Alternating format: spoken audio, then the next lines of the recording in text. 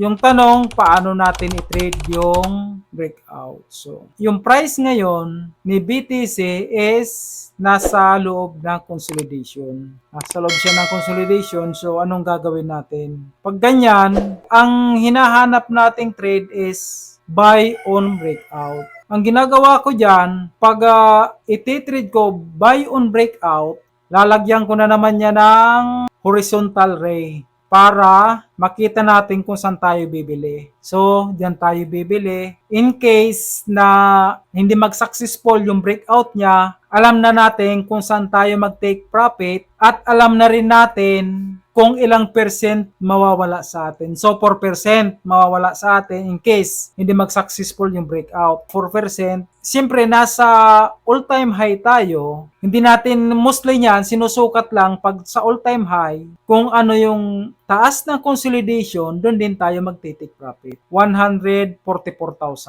Pwede tayo mag-take profit yan. Pwede nating gagawin dito, siyempre, pagdating dito sa 114,000, pag inabot ng price yan, automatic, makakabay tayo dyan. Kasi ang ginagawa ko dyan, i-execute na ako ng buy stop limit dyan na in case kahit wala ako, makakabili tayo. At the same time, pag nakabay na tayo dyan, pagdating dito para siguradong kung in case man hindi mag-successful yung breakout, maglalagay na rin ako dito ng sell stop limit order. Kasi mostly kasi dyan, hindi mag-successful yung breakout niya, bubulusok yun dito, babalik lang siya dito. Ganon yung takbo niya. Sabihin natin na nag-breakout pero bumalik yung price, nakapisto na tayo dito, may sell stop limit na tayo. In case bumaba pa, nakaka-cut loss na tayo. Yun ang kagandahan. Ano yung mga requirements para bumili tayo ng, hindi ibig sabihin kasi, nakita na natin yung consolidation, pag nag-abot dito yung price, bibili na tayo. Yung mga